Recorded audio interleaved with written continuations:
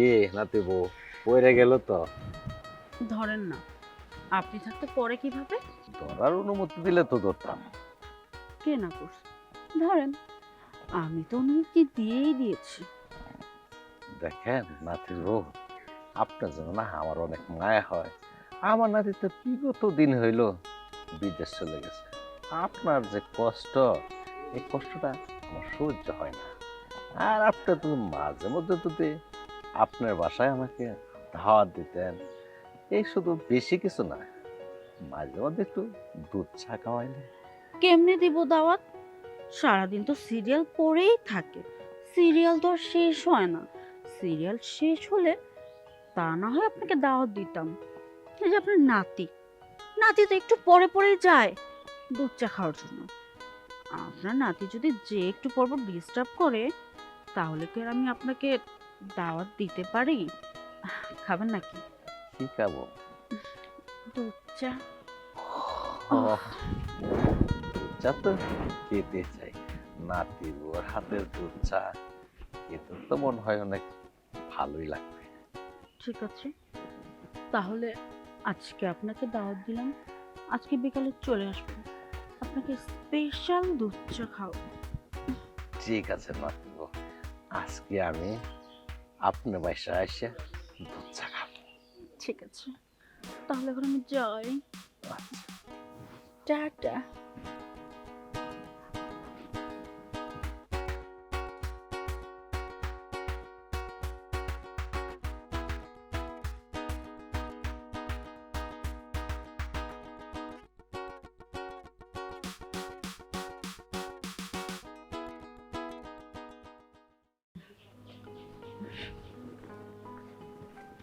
ভাবি, এমনি হাতটা কই যেতেছেন? কোথায় আর যাব? বাসায় যাচ্ছি। বাসায় গেলে কি আর হবে? আমাদেরকে কি একটু চোখে লাগে না? একা একা হাঁটতেছি, আমার সাথে একটু হাঁটেন, আসেন।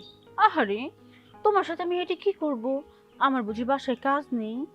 ভাবি, সবই তো আছে, কিন্তু একটা কথা বলি শুনেন। যে পরিমাণে শীত পড়তেছে, এই শীতের মধ্যে তো ভাবি আমার তো ঘুমাইতেছে না, শুধু আপনার নিয়ে টেনশন হয়। আহারে, তাহলে একটু বিয়ে করে ফেলো, তাহলে তো সবকিছু মিটে যায়। এই শীতের রাতে বউকে জড়িয়ে ধরে কম্বলের নিচে ঘুমানোর স্বাদটাই অন্যরকম। অন্যরকম একটা ফিলিংস।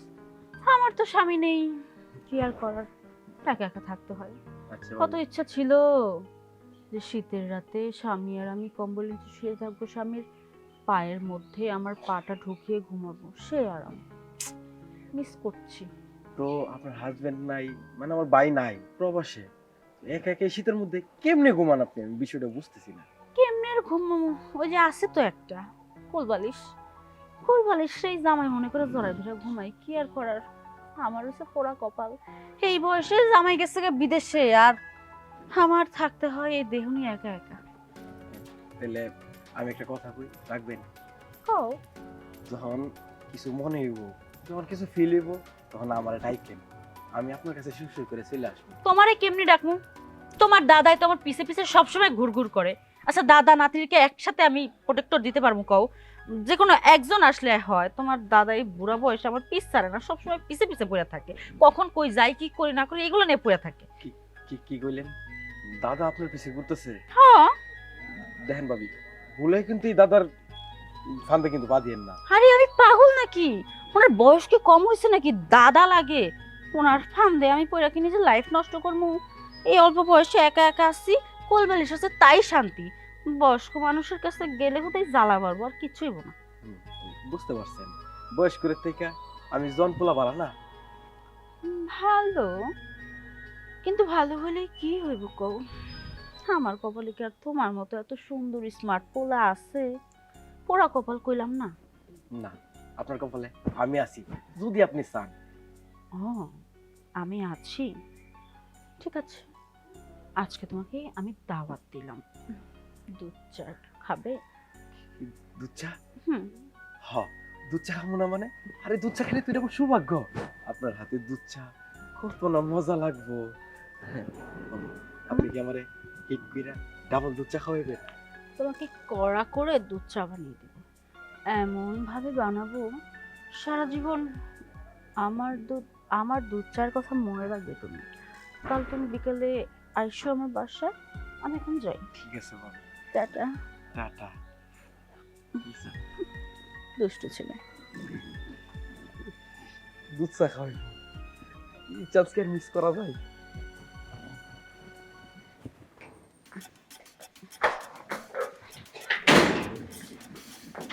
ভাবি, আপনার কাছে যাচ্ছিলাম। আপনার কথা মতো কিন্তু কাজটা করে ফেলছি।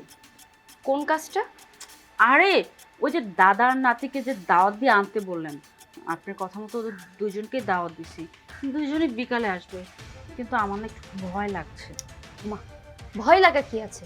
ওরা দুজনই বিকালে আসবে, এটাই তো তোমার সময়। ঠিক আছে, কিন্তু দুইজন যদি একসাথে আসে, আমি ওদেরকে কন্ট্রোল কিভাবে করব? আমি কি পারবো? শোনো, একটা মেয়ে মানুষের কাছে দুইটা ছেলে কন্ট্রোল করা কোনো ব্যাপার না। তুমি যদি চেষ্টা করো অবশ্যই সম্ভব, শুধু একটু টাইটটা বেশি করে দিবা। ঠিক আছে, সেটা না হয় দিলাম। আপনি একটু সাপোর্ট করেন ভাবি। আপনার সাপোর্ট স্যার আমি একা একা কেমনে পারবো বলেন? আমি তো সব সময় তোমার পাশে আছি। আমি তোমার বলছি না, কোনো টেনশন নিবা না। যদি দেখো যে তুমি না পারতেছো, আমি তো আছি তোমার পাশে। আচ্ছা, এখন কোথায় যাচ্ছিলেন ভাবি? তোমার ভাইয়ের কাছে যাচ্ছিল। উম, না, চাইছিলাম যে আপনার সাথে একটু পার্সোনাল ভিতরে যে কথা বলতাম। ঠিক আছে, সমস্যা নেই। বিকেলে ওরা আসলে তখন না হয় বলবো, ঠিক আছে? আচ্ছা ঠিক আছে, শোনো, ফিটিং কিন্তু ভালো মতন দিও। ফিটিং তো ভালো করে দিব, তারপরও আমার না অনেক চিন্তা হচ্ছে। যদি আপনি ভাইয়ের কানে একবার খবরটা চলে যায়, তখন কি হবে বুঝতে পারতেছেন? শোনো, হ্যান্ডেল করার দায়িত্ব আমার, সব কিছু আমার উপর ছেড়ে দাও।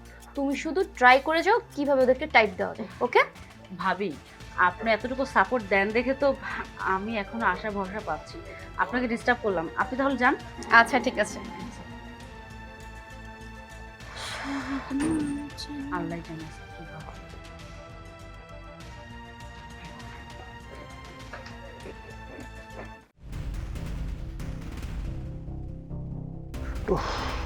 শোনো, তোমার কাছেই যাচ্ছিলাম। আমার কাছে হঠাৎ কি ব্যাপারে বলো?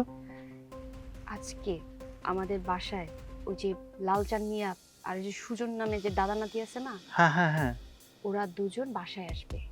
আজকে একটা বিশাল আকারের সিক্রেট হবে। বুঝলাম না, ওরা বাসায় আসবে কি দরকারে, কি কারণ? কারণটা হচ্ছে ভাবি, ভাবিকে ওরা দুজন অনেক ডিস্টার্ব করে। ভাবি আমাকে অনেক আগেই শেয়ার করছিল, তো ভাবিরে বললাম যে আপনি এটা এড়াই চলেন। আমি এড়াই কিভাবে চলবো? ওরা আমাকে অনেক ডিস্টার্ব করে, উল্টাপাল্টা নাকি কুপ্রস্তাব দেয়। এখন যদি এটা নিয়ে ধরো যে বাইরে যে মামলা টামলা করে, এটা ঝামেলা না। তা আমি ভাবছিলাম কি নিজেরা যদি সমাধান করা যায় তাহলে কতটা ভালো হয়। তাই বলছি, ভাবিরে বুদ্ধি দিছে যে আপনি ওনাদের দুজনকে বাড়িতে নিয়ে আসেন, এই না তবে ইচ্ছা মতো টাইট দিয়ে দেন। আচ্ছা, কি বলে ওরা সেটা কি জানো? আমাকে বলতে পারবে? কি আবার, ওই ভাবির কাছে দুধ চা খাইতে চাই। দুধ চা খেতে চায়?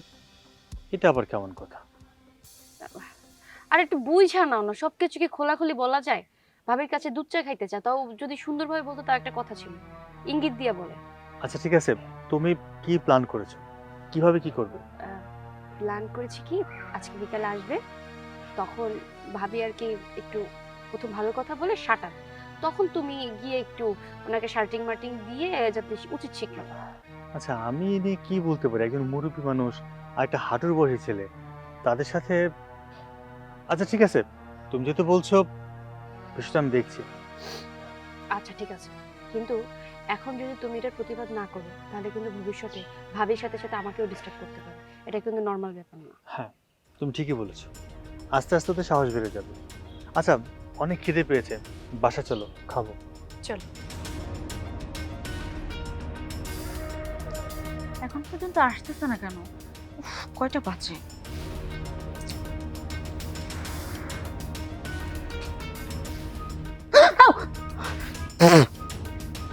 কি হয়েছে দাদা?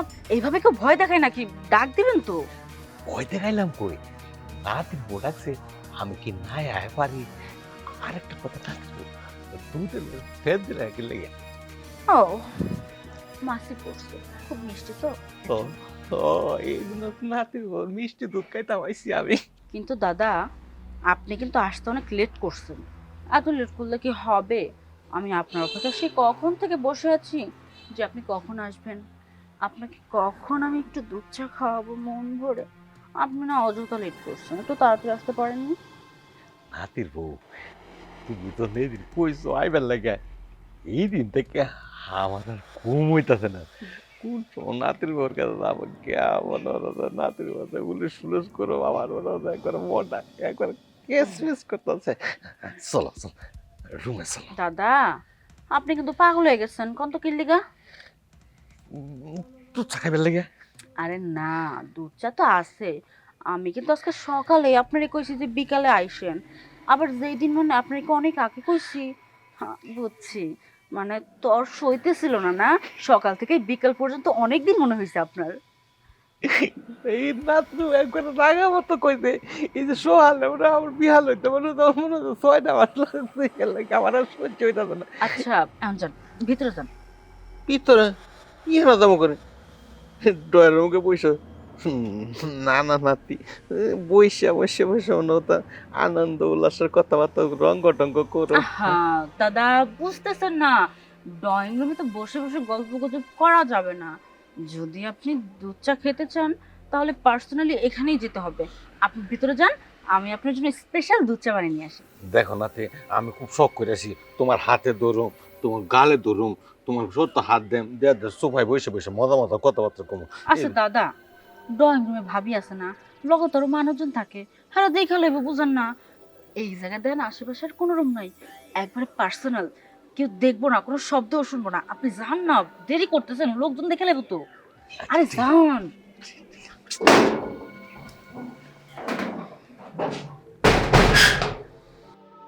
উফ, আরেকটা কোথায় আসে না কেন এখন পর্যন্ত? এত সময় কি দাঁড়ায় থাকা যায়? একজনের সাথে অপেক্ষা করতে ভাবি করতে- আইসা পড়ছি। এত দেরি কেন করলো তুমি? দেরি হইলে কই, আপনি বিকেলে টাইম দিছেন, বিকেলে তো আইলাম। তো লন চা খেয়ে যায়। দুধ চা তো খাবেই, তার আগে একটু আমার সাথে পার্সোনাল কথা বলো। শুধু খাবো খাবো করো কেন? জীবনে কি খাওনি নাকি? আরে যে জিনিস এখন খাবো আপনার হাতের, এটা কি আর কোনোদিন খাইছি? লন চা খামো আর কথা কম অনেক। চাটা তো ওখানে না, এখানে যে খেতে হবে। ওখানে মানুষজন আছে, সবাই দেখে ফেললে সমস্যা না, রিক্স। কখন আবার কি হয়ে যায় বলা যায় না। এক কাজ করো, তুমি রুমের মধ্যে ঢুকে বসো, আমি তোমার জন্য স্পেশাল চা বানিয়ে নিয়ে আসছি, ঠিক আছে? এই করে হ্যাঁ। আমি আরো চাইছিলাম নরম সোফায় বসে আপনার হাতের গরম গরম দুধ চা খাবো। আপনি কিনা আমার এই ঘরে ঢুকাইতেছেন। ওরে আমার সোনা পাখিটা রে, এই ঘরে কি করছি জানো? নিচে সুন্দর করে একটা বিছানা করছি, কোনো শব্দ হবে না। আর দেখো আশেপাশে কোনো রুম নেই কিন্তু, একেবারে নিরিবিলি, ঠিক আছে? আরে যাও না ভেতরে, যাও যাও যাও, একদম শব্দ করবো না, হ্যাঁ? ভাইজান, ভাইজান, ভাইজান কোথায় আপনি? আরে ভাইজান আবার কোথায় গেল এই সময়? ধুর, কতক্ষণ আটকে রাখবো ওদের? কি হয়েছে? ভাইজান কি হয়েছে? ওদের তো রুমের মধ্যে আমি আটকে রাখছি।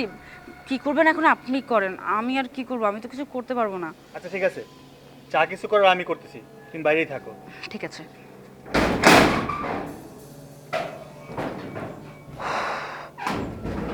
এদিকে আয়। কি ভাই ভাই ভাই এই! এই! এই!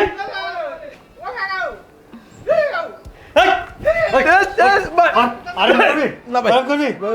বাপরে বাপ, কি মারটাই না মারতেছে, মরেই যাবে। ভাবি আপনি এই কামটা করতে পারলেন কেন দুধ চা খাইবে না? আসো আর একটু দুধ চা খাওয়াই দিই। না? আমি আর দুধ চা খাওয়াইতাম না।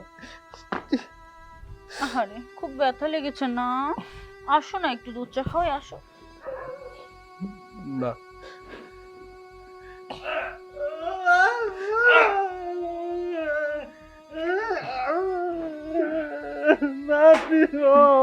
দাদা একটু দুধ চা নিয়ে আসবো?